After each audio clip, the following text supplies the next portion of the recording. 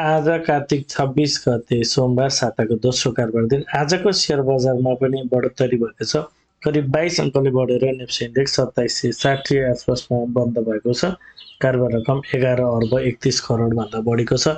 आजको शेयर बजारको अवस्था के कस्तो रहेको छ, विभिन्न टेक्निकल टुल्सहरूको अवस्था के कस्तो रहेको छ, टेक्निकली नेप्सेको मोमेन्ट के कस्तो रहेको छ, समीक्षा गर्नको लागि सधैँ चाहिँ आज पनि नेप्से एनालाइसिस लिएर म उपस्थित भइसकेको छु।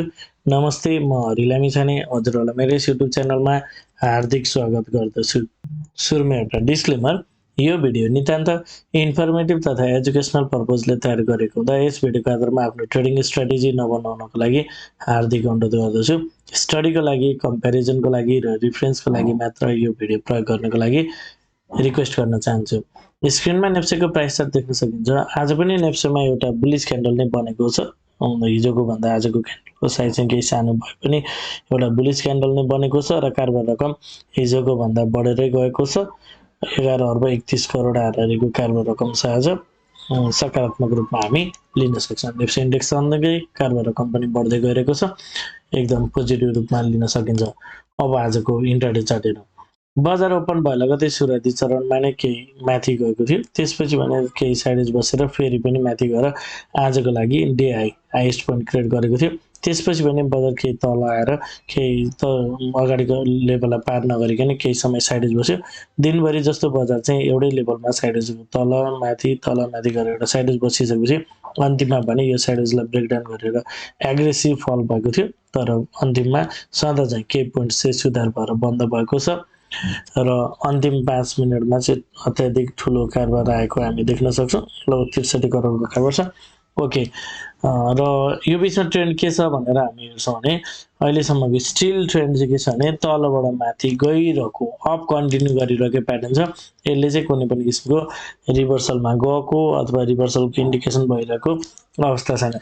5 मिनटको टाइम फ्रेममा रिभर्सलको मोमेन्टम लुज गरेको चाहिँ अवस्था देखिएको छ, तर ओभरअलमा चाहिँ बजार चाहिँ एउटा अप ट्रेन्डको च्यानल क्याच गरेको हुनाले यो तल आइरहेको जस्ट मोमेन्टम लुज मात्र भएको हुन सक्ने, नर्मल करेक्सनलाई आएको हुन सक्ने र ओभरअल बजार माथि नै जान्छ कि भनेर हेर्न सक्छ। अहिलेसम्मको प्याटर्न हेर्दा चाहिँ यसरी तलबाट बजार चाहिँ माथि गइरहेको अवस्थामा छ भनेर इन्टरप्रेट गर्न सकिन्छ। अब 15 मिनट्स टाइम फ्रेममा 15 मिनट्स टाइम फ्रेममा मार्केट स्ट्रक्चर बुलिश छ। मार्केटले अगाडिको हाईलाई पार गरेर बजार चाहिँ माथि गएको छ र एउटा हायर हाई फर्मेसन गर्न गइरहेको छ। यो हाई अझै पनि कन्फर्म भइसकेको छैन, बजार चाहिँ अझै पनि एउटा हायर हाईकै खोजीमा गइरहेको छ। स्ट्रक्चर वाइज बजार चाहिँ अगाडिको हाईको तालमा अर्को हायर हाईको खोजीमा नै रहेको रूपमा लिन सकिन्छ। र यदि बजार यहाँबाट फल भएर केही करेक्सन आउँछ भने पनि जस्ट एउटा नर्मल करेक्सनको लागि आएको हुन सक्ने र बजारले यो 2670 लाई ब्रेक नगरिकन फेरि पनि यसरी माथितिरै जान्छ कि भन्ने हिसाबले नै हामी हेर्न सक्छौँ। सो 15 मिनट्स टाइम फ्रेममा अगाडिको हाईभन्दा माथि अर्को हायर हाई फर्मेसन गर्न गइसकेको हुनाले मार्केट स्ट्रक्चर बुलिश छ। यो माथि गइरहँदाखेरि होल्ड गर्ने अथवा करेक्सन आइरहँदाखेरि बाई गर्ने टाइपकै प्याटर्न छ। अहिलेसम्म बजार चाहिँ एउटा राम्रो सेन्टिमेन्टका साथ राम्रो स्ट्रक्चरका साथ अगाडि बढिरहेको हामी देख्न सक्छौँ। 2670 भन्दा माथिको मार्केट चाहिँ एउटा पोजिटिभमा लिन सकिन्छ र यो करेक्सन आउँछ भने पनि यो एउटा चाहिँ नर्मल करेक्सनको लागि मात्र आएको हुन सक्ने र फेरि पनि बजार चाहिँ यसरी माथितिर जान सक्छ भने प्राइमरी एनालाइसिस चाहिँ हामी यसरी हेर्न सक्छौँ। अब जाउँ आवली टाइम फ्रेममा। आवली टाइम फ्रेममा हामी डिटेल रूपमा हेर्न सक्छौँ। आवली टाइम फ्रेममा मार्केटको स्ट्रक्चर चाहिँ पोजिटिभ छ, बुलिश छ। मार्केटमा सुरुमा हामीले बुझ्नुपर्ने कुरा अगाडिको जुन लेभल छ, जुन लेभलबाट यसरी एग्रेसिभ फल भएको थियो त्यो लेभललाई पार गरेर मिन्स अगाडिको हाईलाई पार गरेर मार्केटले हायर हाई पार गरिसकेको छ। त्यसपछि एउटा बजार करेक्सनको फेजमा गएको थियो। अगाडिको लोकतान्त्रमा हायर लो फर्मेसन गरेर बजार माथि जाने प्रयास गरेको थियो र माथि पनि गएको थियो, तर अगाडिको हाईभन्दा क्लियरली माथितिर चाहिँ सस्टेन नगरेको अवस्थामा चाहिँ आजको मार्केटलाई देखिएको छ। सो अब बजार चाहिँ यदि जबसम्म यो अगाडिको हाई 2780 भन्दा माथितिर क्लियरली मार्केट सस्टेन गर्दैन तबसम्म यो हाईको तान्त्रमा अर्को हाईहरू फर्मेसन गर्न गएको छ भनेर भन्न मिल्दैन र यो करेक्सन यो नै हायर लो हो र यसपछि बजार चाहिँ माथितिर जान्छ भनेर हामी प्रिसाइजली भन्न चाहिँ कठिन हुन्छ। सो आजको क्यान्डलले चाहिँ अगाडिको लेभललाई पार गरे पनि फेरि तलतिर आएर चाहिँ बन्द भएको छ। सो अब भोलिको मार्केट हेरौँ के कस्तो रहन्छ। ओभरअलमा चाहिँ बजार अगाडिको हाईलाई चाहिँ पार गरेर माथितिर जान खोजिरहेको अवस्थामा चाहिँ हुन सक्ने बुझ्न सकिन्छ।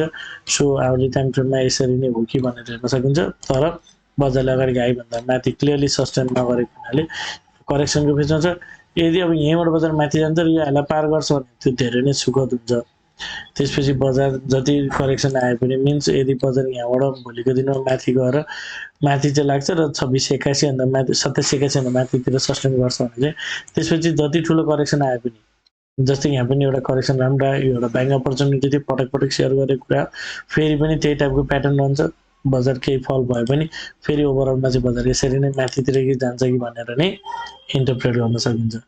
सो अहिले बजार चाहिँ एउटा महत्त्वपूर्ण लेभलमा छ। यो अगाडिको लेभललाई पार नगरेसम्म करेक्सन आउँदा चाहिँ यो लेभल पनि ब्रेक गर्न सक्ने चान्स चाहिँ रहन्छ, तर त्यो चान्स कम होला भनेर हामी एक्सपेक्ट गरौँ। मोर लाइकली बजार यदि करेक्सनमा जान्छ भने पनि बजार 27 अराउन्ड अथवा यो 2610 देखि 2650 को लेभलबाट फेरि पनि माथितिर जान्छ कि भनेर इन्टरप्रेट गर्न सकिन्छ।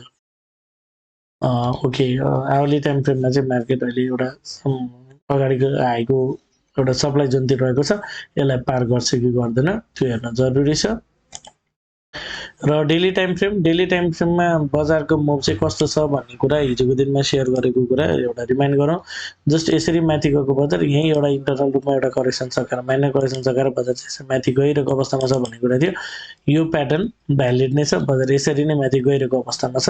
हिजोको क्यान्डललाई भ्यालिड गरेको छ आजको क्यान्डलले र यसले चाहिँ बजार केही माथितिर जान सक्ने यसरी माथितिर जान सक्ने इन्डिकेट गर्छ। तर डेली टाइम फ्रेममा पनि एउटा समस्या के छ भने अगाडिको लेभललाई चाहिँ पार गर्न नसकेर त्योभन्दा माथि गए पनि फेरि तलतिर आएर बन्द गरेको हुनाले अलिकति बजारले मोमेन्टम चाहिँ माथितिरको लुज गरेको हो कि भन्ने अर्थको रूपमा चाहिँ यसलाई लिन सकिन्छ। तर आजको क्यान्डल बुलिस क्यान्डल नै बनेको छ, अगाडिको क्यान्डलभन्दा माथितिर सस्टेन गरेको हुनाले पर्फेक्टली बजार मार्केट रिभर्सै गर्न खोजेको हो कि भन्ने हिसाबले हामी जान मिल्दैन, केही पोजिटिभ नै रूपमा यसलाई लिन सकिन्छ। यदि भोलिको मार्केट चाहिँ अब केही करेक्सनमा जान्छ भने पनि लगभग अब बजारले चाहिँ लोवर टाइम फ्रेममा जबसम्म स्ट्रक्चर बिगार्दैन तबसम्म चाहिँ मार्केटको यो आउने करेक्सन पनि नर्मल हो कि भन्ने हिसाबले नै हामी हेर्न सक्छौँ। कन्क्लुजनमा जानुभन्दा अगाडि एउटा जानकारी, यदि हजुरहरू एडभान्स लेभलको टेक्निकल एनालाइसिसको कोर्स गर्न चाहनुहुन्छ भने विशेष गरी स्मार्ट मनी कन्सेप्ट एसएमसी सिक्न चाहनुहुन्छ भने सम्पर्क गर्नुहोला। साथै यदि हजुरहरू मेरो सल्लाहमा सेयर खरिद बिक्री गर्न चाहनुहुन्छ एज अ एडको रूपमा पनि मलाई लिन चाहनुहुन्छ भने लाइभ मार्केटमा लाइभ टेक्निकल चार्ट हेर्दै सेयर खरिद बिक्री गर्न इच्छुक हुनुहुन्छ भने सम्पर्क गर्नुहोला। स्क्रिनमा नम्बर छ 9863805867, यसमा कल मेसेज अथवा व्हाट्सएप गर्न सक्नुहुनेछ।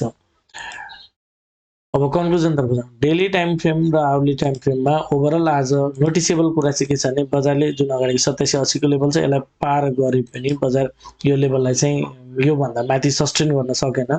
यहाँनिर चाहिँ एउटा डाउटफुल कुरा चाहिँ यसमा एउटा मात्र रहेको छ। यसले चाहिँ बजारको मोमेन्टम अलिकति अगाडिको लेभलभन्दा माथि जान नसकेपछि अलिकति सेलरहरू चाहिँ हाबी हो कि भन्ने खालको रूपमा यसलाई इन्टरप्रेट गर्न सकिन्छ। यो एउटा नोटिसेबल कुरा यो रह्यो। बाँकी अरू सबै कुराहरू 5, 15 देखि हरेक टाइम फ्रेममा डेली टाइम फ्रेमको डे टु डे क्यान्डल हेर्दा अप कन्टिन्यू नै प्याटर्न छ।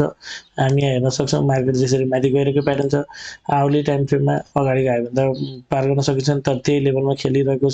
सो यहीँबाट बजार माथि जान्छ भने अब यसलाई पार गर्न सक्छ।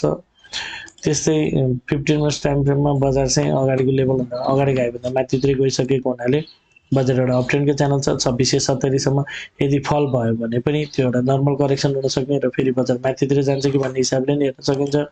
र 5 मिनट्स टाइम फ्रेममा पनि एउटा चाहिँ मार्केट अपट्रेन्डको च्यानलमा भएको कुरा हेर्न सकिन्छ।